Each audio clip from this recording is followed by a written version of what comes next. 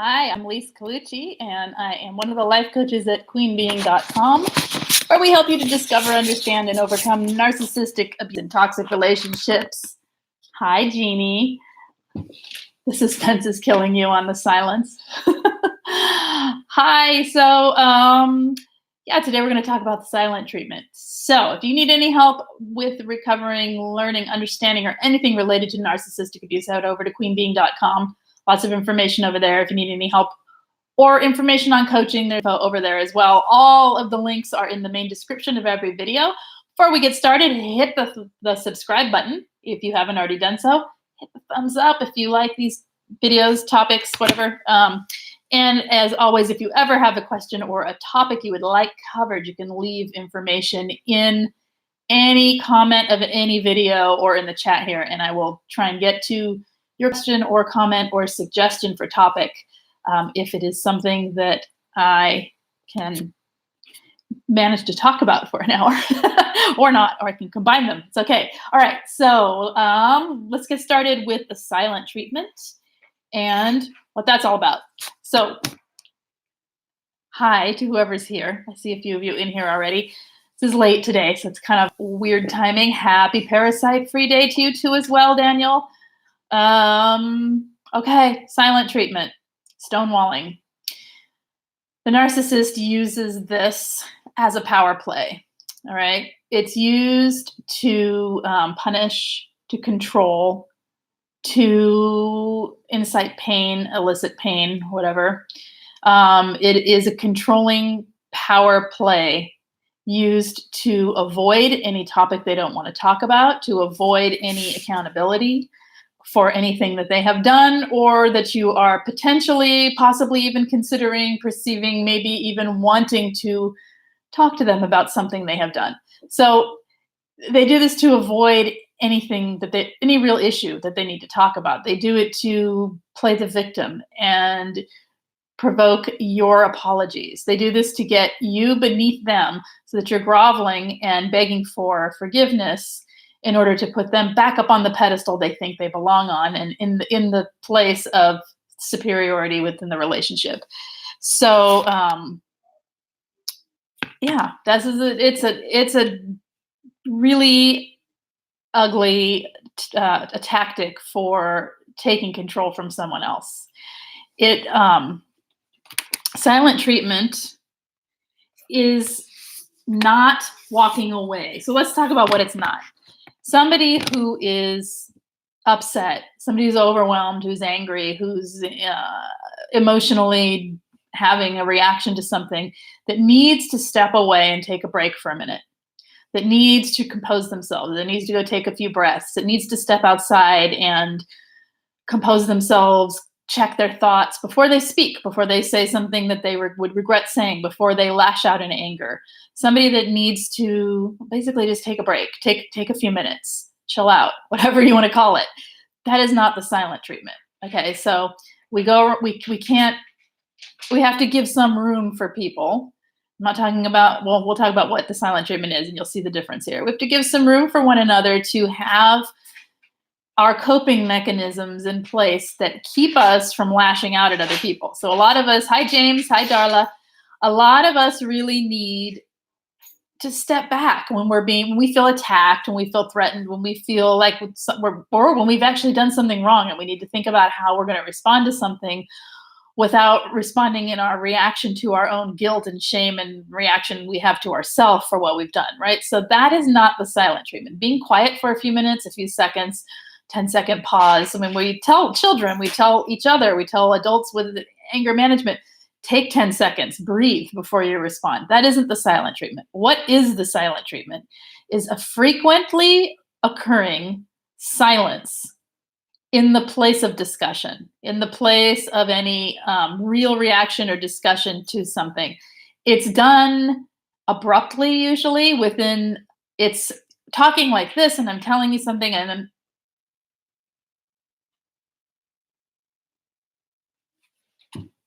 and you may get, I can't do the stare. You may get the stare, right?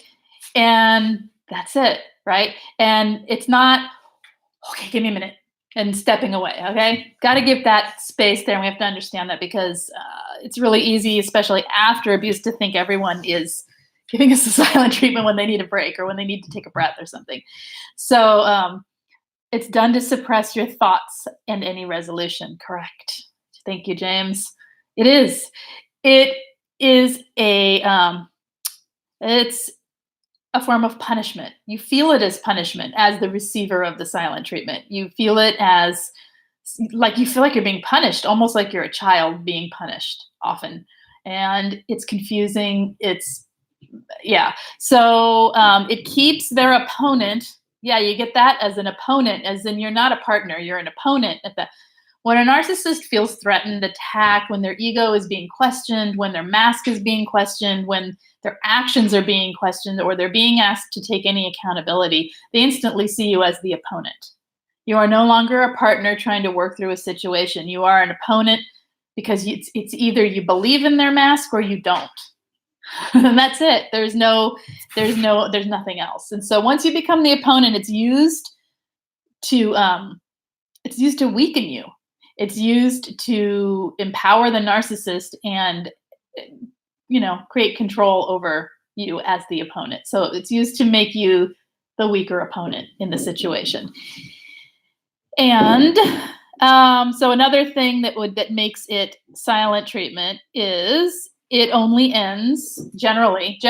It ends only with an extraordinary amount of time. Some of them go weeks, and then for no reason, right? And it won't be talked about. The issue won't be discussed. The silence won't be discussed. All right. It ends, or you plead, you beg, you apologize. I used to have to apologize for stuff I didn't do in order to just make it go away, make the silence stop.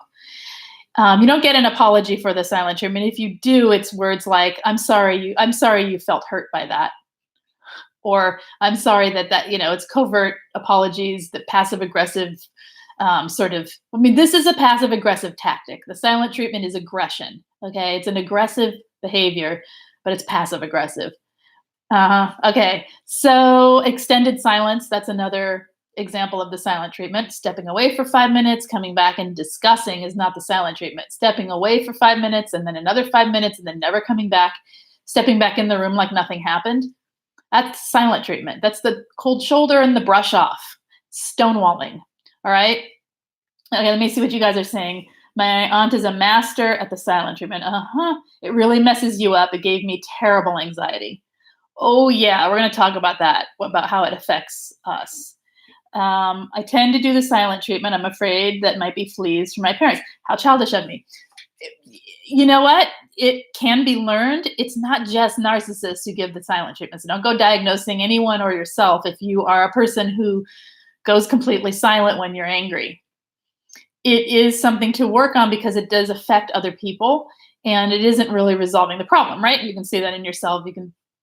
I think all of us probably have some form of avoidance when we're upset and hurt.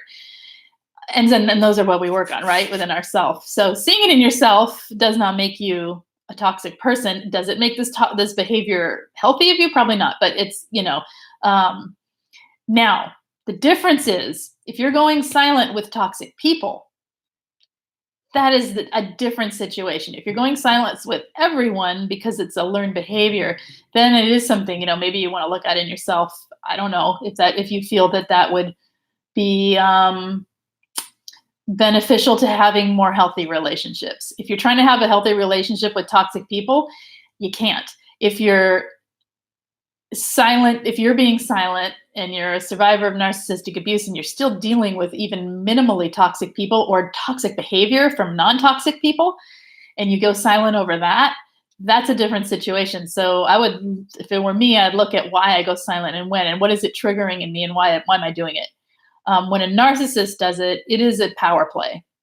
They know they're doing it. They have to know they're doing it. You can't do that more than once and not know you're doing it. Even when it's not, like, there's excuses you can make for yourself. Like, well, that's just what I do. He used to say, I don't have anything to say. And I'm like, for that many days? Really? I don't think so. What it means is I don't want to process these emotions. I don't want to process the fact that I have to be accountable for something. And there's a difference between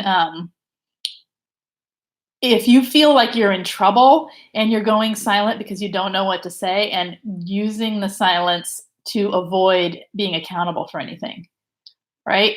So again, it depends on why. And for yourself, for as a survivor, as a toxic person, the reason that they're doing it is completely different. Okay. Okay, what are we saying here? Grace is saying silent treatment looks like them disappearing for a whole weekend and blaming you for being upset about the lack of response to calls and texts. That too. Totally disappearing, ghosting you for however long they feel like it. Yes. Darla says he never gave me the silent treatment until I questioned his behavior. Because then there's accountability to be had, and there's questioning of the mask. Really, silent treatment looks like them not responding to you suddenly when they change plans, but didn't tell you, and then expect you to accept it gracefully without question. You're to accept everything gracefully without question. Absolutely. Is the stonewalling also considered gaslighting? Yes. Yeah. It's all part of under the same umbrella of the toxic behaviors that are associated with gaslighting. Okay, I think mine did it so he wouldn't have to take accountability for his behavior, or enough time would pass and I would let it go. Exactly why they do it. It's exactly why they do it. But you see how that's power? It wields power over having to never be responsible, right? Okay. What we have here. Hi, Belle.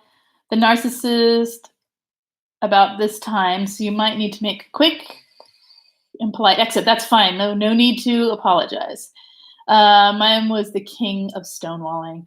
Silent treatment is my life, says Belle. Any suggestions will be helpful. I'm isolated from the world. How long? Long for connection. Ask for question. There really isn't. What is the healthy way to deal with silent treatment? How do you deal with something this unhealthy in a healthy way? You deal with it by, there isn't really, I don't think, a healthy way to live with silent treatment. I think what there is self-protected ways to not engage in the silent treatment. And let me explain what goes on first so that you know, so you can maybe for yourself come up with ideas for your own self-care here. So what's going on? So we know what it is. We talked about that. Excuse me, refusal to speak, not acknowledging what someone says, pretending not to hear what they say. It could be even, I'm trying to say, getting distracted while someone's speaking and going over here and not, ignoring, not paying attention, distancing themselves from being around you, ignoring of the expected needs of another person, the expressed needs. I'm sorry. Someone expresses their needs and you blatantly ignore them. That's a form of silent treatment. It's a form of silence. It's a form of avoidance, right? Invalidating behavior that makes somebody else feel invisible. Okay. Those are ways the silent treatment manifests. So I have really disjointed notes here. And I want to go to the brain. I want to go to what happens. Okay, so what happens is in your brain. So this is why silent treatment is abuse, okay? Because silent treatment to someone is received in the pain center of the brain. It's a place called the anterior cingulate cortex. Cingulate? That's right. Anterior cingulate cortex is a zone of the brain, okay? And I don't know exactly where it is in the brain, but that's its name. And it is responsible for the detecting of pain levels. So scientists have proven that that part of the brain lights up in MRI studies when the silent treatment is being given to someone. When someone is feeling the impact of silent treatment, it activates that part of the brain. What happens then is the same thing that activate, same thing that happens when any pain is felt. Any pain is being detected in the body. There are physical symptoms that begin to align with the pain center firing in your brain. So the brain telling you you're having pain, even though it's not physical pain, it is registered where physical pain is registered. Not all things are. This is a big one. It is literal abuse. It creates physical symptoms like, well, headaches, digestive issues, anxiety, insomnia, fatigue. It can go as far as raised blood pressure and autoimmune issues is what they have linked to it. So prolonged silent treatment. Now, doing it once in a while, like someone was saying, I do that. That is, we're talking about prolonged silence that they are doing within a relationship that has a span of time. It's not, oh, I got the silent treatment today, now I'm going to have all these issues, or oh my gosh, I didn't talk to my friend when I was mad at her, I just gave her all these issues. If you're coming back and resolving this and you're dealing with it and it's not a prolonged exposure, this is within a relationship. When we're talking about emotionally abusive relationships, we're talking about over a span of time, right? And it's not just a one-time occurrence. So because this is happening over and over and over, and your cortisol levels are rising, and I've talked about what that does in the brain as well, it swells the amygdala and it creates the fight, flight, freeze, fawn response to be activated and always active. So if you have that completely activated all the time, couple it with all this other stuff because your pain center is being triggered. And there's my little geek out for the day about what happens in the brain, but it's important to remember that, because so what can you do? Why does it hurt so much? Why is it's triggering? It's hurting more because you're responding to it. It's hurting more and more because we're having a reaction to it.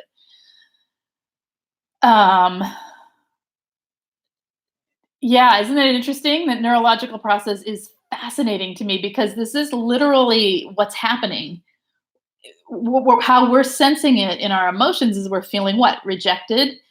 We're feeling excluded. We're feeling our self-esteem is being lowered. It is, we're feeling invisible, unheard, ostracized, like we don't matter. It lowers your worth and the way you feel about yourself. That's how we're feeling it. But it's also all this other stuff going on in the brain is like pain, pain, pain. This hurts. This hurts. So if we're reacting to this by trying to, what do we try to do? We try to make it stop, right? We go into it. We have to gray rock this. I don't know of another way to manage it except gray rocking it personally, because otherwise you're engaging with it. It's like anything. If you're engaged, if you're engaging with gaslighting, you're going to be more stressed out at the end than if you just didn't engage with it. It's still going to hurt. It's still not fun. You can't make healthy out of unhealthy. You can't take poison, throw it in the soup and call it soup that's healthy for you, right? Oh, it's poison soup. It will always be poison because it's a toxic relationship. However, to lower the effect that it has on you when you're stuck in it and you can't get out yet, or you are around family and this is what they do and you've got to deal with it and you can't get away from it, then not engaging with it quite so emotionally, quite so invested. Who cares if the narcissist is quiet? I know you're lonely and stuff, but you're going to be more lonely with their devaluing nonsense coming at your way. That makes it worse. Anything out their mouth is toxic. So anything that's not coming out their mouth, learn to see that as a vacation from the toxic spewing that comes out of their mouth. Because even their positive is toxic because it's the bait right back in. It's the lure to catch you and pull you right back into the trauma bonds, right? So what are we saying here? I would rather have been punched in the face than the cruel mental anguish you put me through. It's a lot of people say that. They would rather have felt it than felt it the way we feel it, right? I would try to re-engage again. He acted like nothing happened. That's right. Mo Cowboy, hello. Being silent is so hard. How do they do it? Wait, I'm projecting that because you can't be quiet. All right. Hi, Violet. You're watching a video on the vagus nerve. That's good. That's interesting, isn't it? All right. All right. I was on 2 anxiety meds, high blood pressure meds, and I Didn't realize at the time I was having terrible acid reflux every night. I know, right? Mhm. The silent treatment is poison. They use it to kill you slowly and insidiously over time. Hi, Frankendoll. Question: what if I gray rock so well he becomes unable to get his supply and leaves? That would put me in a horrible situation. Is that is there a balance? Gray rock. And why don't you want him to leave? Because of the finances. Is that right? And you're stuck where you can't legally do anything about finances. And so you have to wait it out until that clears. Am I remembering everything correctly? You're asking me how to placate a narcissist, and I can't. I mean, I don't know him in person. You know the person. You know what. Hey, Katie, I know it's rainy. I'm in the same area, I think, or similar, because it just started pouring. um, yeah. Mm. What do you do when there's silence, Belle? What do you do when the silent treatment hits? What is there anything that has helped? What helps it? I mean, what do you want from it? You want it to end? You want it to continue? And um, my guess is he's getting supply from you in many areas. It's not just through the silent treatment. So if this is your daily life and it's what hurts you the most, then I mean, my hope is that he does leave. But if it's not what you're wanting, I don't know what to say, because I can't guide you on how to live in a healthy relationship with a toxic person, right? I'm more interested in keeping your self-worth intact and you being able to feel okay about yourself and not suffer so much. Okay, I started to look forward to the silent treatment. Yeah, heck yeah. That's the thing, is that we got to look forward to it. Mm-hmm. What are we saying here? I want him to engage. I know he will not, and it will end, but I need to have time to prepare. You want him to engage. So when you are wanting him to engage, it's increasing all of the stress that we just talked about that's going on in your brain because he's not engaging. That's not good for you. Okay, that can cause you long-term health problems. It can make the health problems you're already dealing with way worse.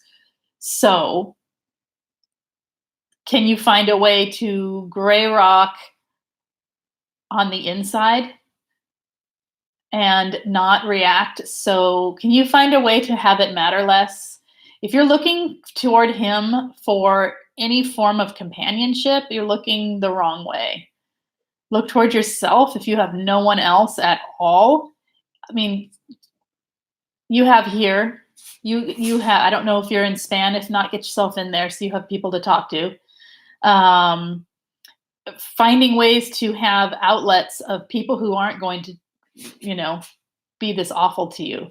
And you can't hope for, why do you want him to engage? I mean, for what purpose? Oh, I see. Yes, you're in Southern California getting rain. Excellent. Okay. Wearing flip-flops. All right. Oh, you're down there. You're not up here. I don't know. I'm confused. Okay. Can I do a video on hypervigilance? I think I just did. And yes, I can. I think I just did 2 weeks ago. I'd have to go look. Okay. So that's what silent treatment does. I am struggling to know how to help you with staying in other than gray rocking. So you can give in. You can do the things like give them what they want. What does he want? Does he want to hear you say I'm sorry on your unbended knee? Then do it. You see, living with a narcissist is not living a life for yourself, right? It's living a life that they set up and want you to live and playing the game. And if you do choose to do things that are not what you want to be doing, do it with full consciousness that you're doing it with a means to an end, and give yourself forgiveness and the room inside yourself to understand why you're doing this, that there's an end in sight, and don't fall into thinking if he's nice to you, if you say, I'm so sorry, I was rude to you, or whatever he wants to hear, I know. I do that. I have to really work on it. I promise I'll try harder next time. I accept that you're silent right now. Whatever you need, you take your time. Whatever you do, you have to say to them to stroke their ridiculous egos. Just know that if he is nice, that isn't nice. What that is a power play. He won. He's on riding the high of the flip of the power that he's just surged. That's just surged. The mask is on tight, and he's going with the "I'll be nice now." Just know that's what it is. It's not. Try hard not to get not to see it as a relief from whatever it is you need the relief from, but not as something like a true human connection with someone that is being genuine to you. Okay, because it's so hard. I wish you could get out. Um,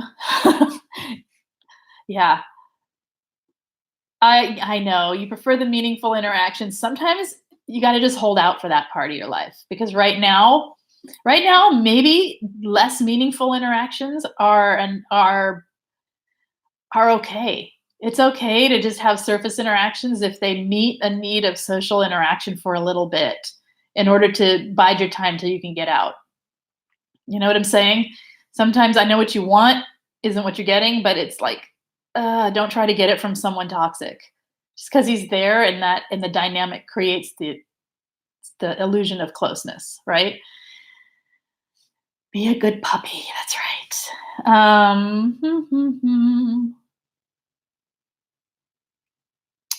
Jeannie, when the narcissist gives silent treatment for a while and then starts talking again, should we keep bringing up the issue that caused the silent treatment to get some resolution? You can't get resolution, no, because there's no accountability from narcissistic people. They may take feign or like fake accountability for certain things. They may have chosen topics that they will take accountability for because it doesn't really affect the illusion that they've set up, the delusional world that they live in of who they are pretending to be. But no, there's no point. There's no point in any argument with a narcissist. There really isn't. It's uh, it really depends on the situation and what you need. For example, dealing with finances, do we just give up? Are you talking about someone that is an ex or someone that you're a narcissist that's in your life? If it's with an ex and you've got finances that are clearly on paper, that can clearly be tracked and traced, then you do it through legal means and you do it as a business friend's parent. You do it as a business exchange. This is how it is. This is the money owed. They can scream and yell and pitch a fit all they want. You come back and this is the money owed. Just like a bank would. They're gonna pitch a fit at a bank? No. They might try, they probably do, but most of the time it doesn't they can't manipulate what just is. If they owe it, they owe it, right? Um, doesn't mean you're gonna get it. It doesn't mean it's gonna resolve. I mean, I'd have to know the situation to see how I would personally suggest responding to it. But all right, resolution doesn't exist. Exactly. Hope deferred makes the heart sick. I've given up hope and accept things that I can't change. It's exactly right. If you can't change it and it's not yours to change, there's nothing to hope about. That's placing hope on something that isn't within your it's not yours, right? To hope for. That's just it's seeing potential and really grasping that versus what's real and right in front of you. They will wave the carrot in your face, and when you're about to bite, they rip it away. No closure. That's right. Mo Cowboy, to be accountable, it never happened. I had to grasp that I had given him the power and stop the pain he had inflicted, and now I know I have the power to stop the pain. That's right. I believe I hear you. I'm sorry. You deserve. Okay, you're talking about Cowboy.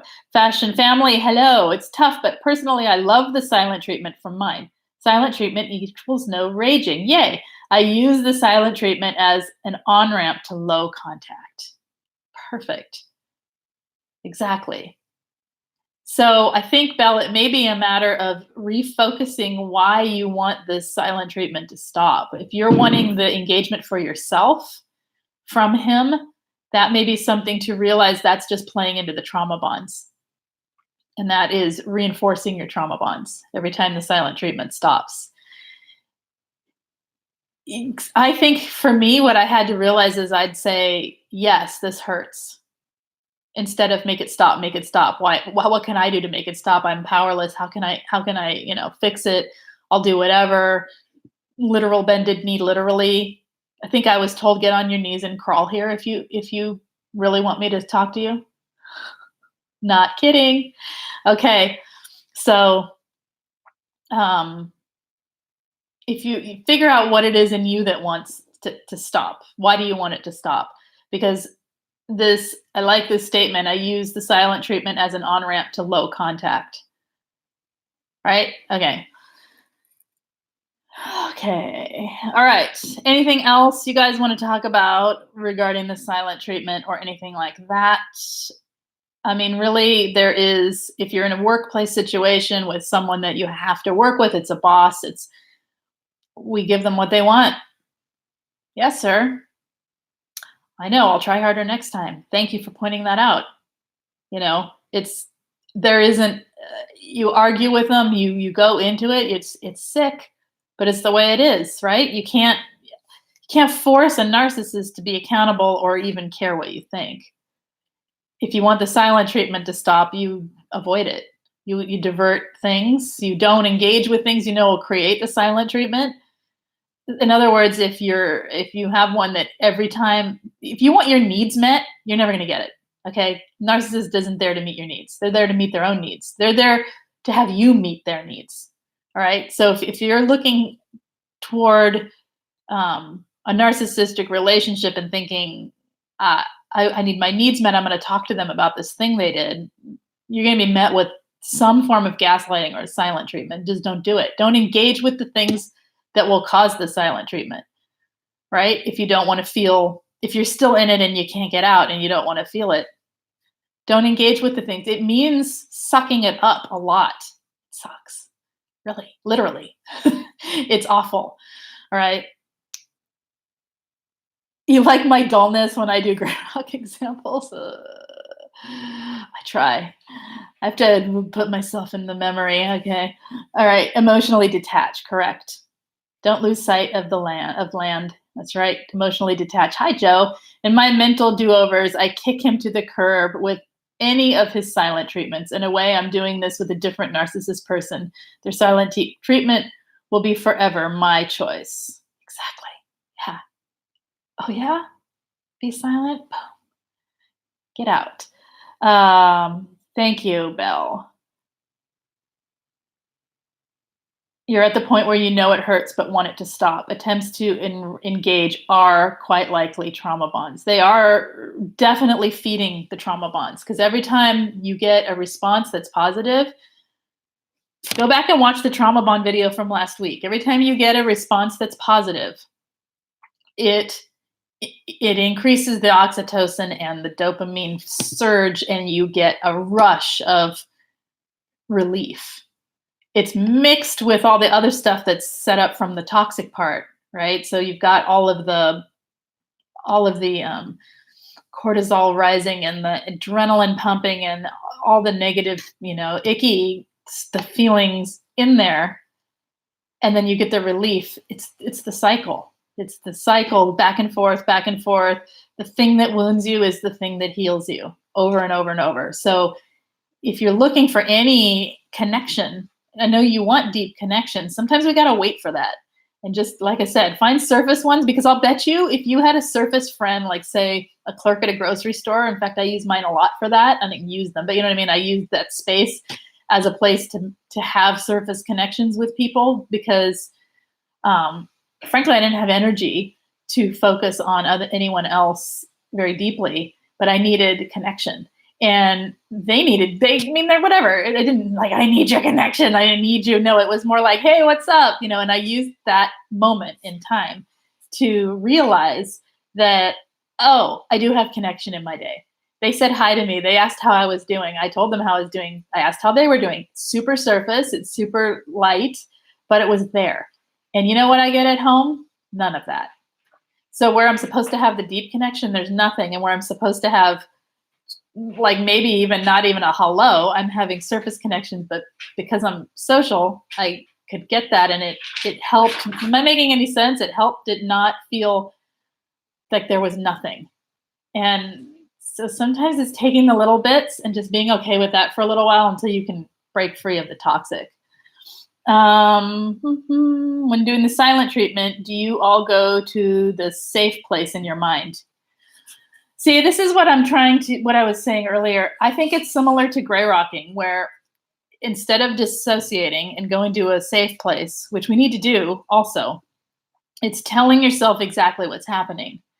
If I engage right now, all of this pain that's being triggered starts to affect me more and more and more and more.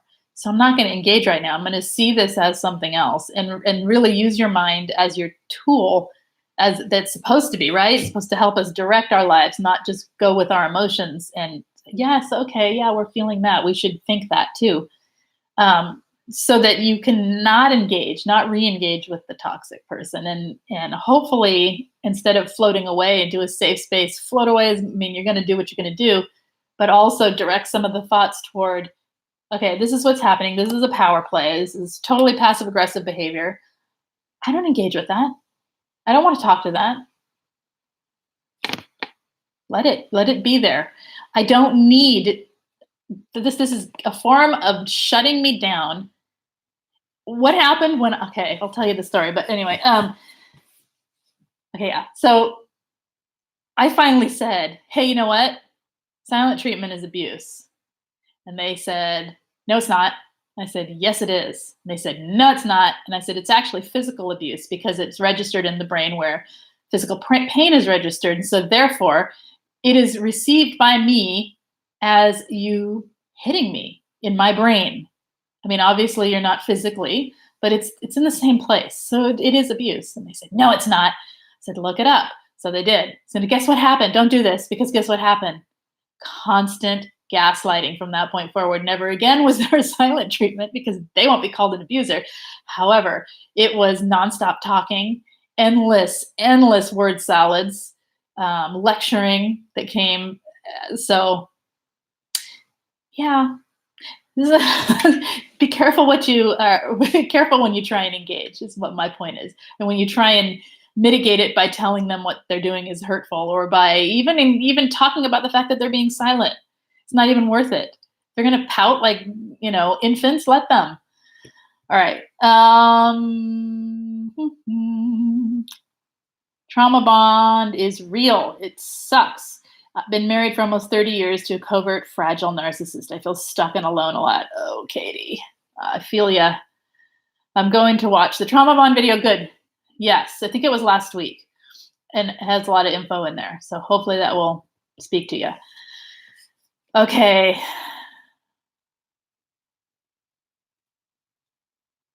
Okay, Frankendall, please send me some good vibes. I have court Thursday. He has criminal charges for assaulting me. I'm nervous wreck.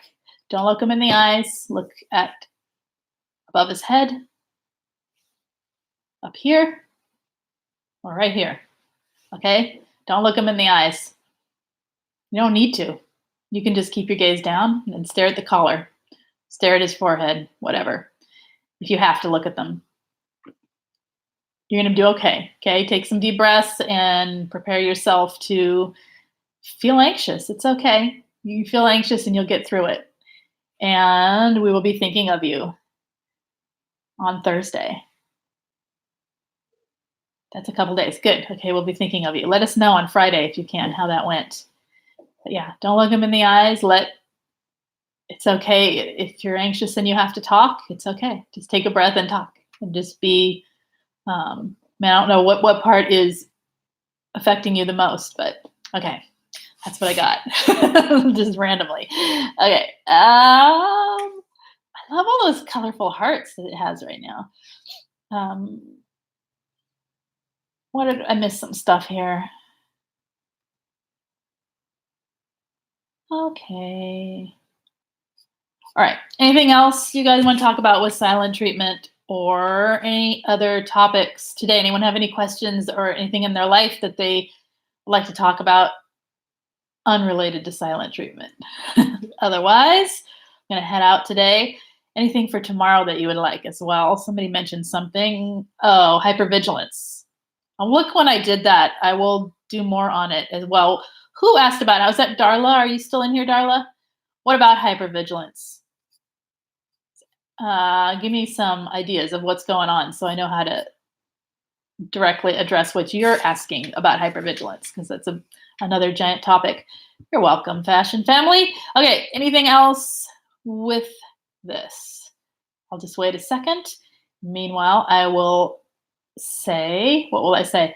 I will say we are coming up on some holidays. I want to do something, and I'm not sure what yet, so I'll announce it this week, obviously, because it's next week. So,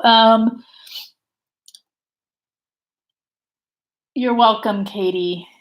You're welcome, Violet. All right, I think we're done then. Sounds good. Keeping it shorter today, but that's okay. I'll be back tomorrow. I don't know what we're going to talk about tomorrow. Something. Anyone has anything that they need to talk about, want to talk about, any suggestions, let me know in any of the comments of any video, and I will write it down and try and get to it. I'm winding down unless somebody has anything. It's either way, it's good. I can keep going. I have time. I'm done with the topic. So at least for now, I'm going silent. No, I won't do that. All right. Holidays, definitely. Yes, we'll do something. So, okay. If you've not done so, hit the subscribe button. I think it's over there. And hit the thumbs up, says Mo Cowboy. Use your superpower and turn the thumb dark blue. Can you do it? Hit it. Oh, yes, I got one of them. Just saw it rolling up to one more number. Silly. Oh, there it goes again. All right. Okay, so you guys take care. If you need anything related to narcissistic abuse recovery, head over to queenbeing.com. Lots of info over there. And if you need coaching, remember that I have a 35%, is it 35% off through January 1st for one-on-one coaching for 1 hour. Otherwise, there's other options as well. And there is group coaching continuously going on, which comes to $15 a week. So that is the lowest cost option, and it is ongoing. So you can start whenever. Everything's in the main description of every video. So check it out. I think that's it. Yeah. Okay, you guys take care. I'll see you tomorrow. Bye-bye.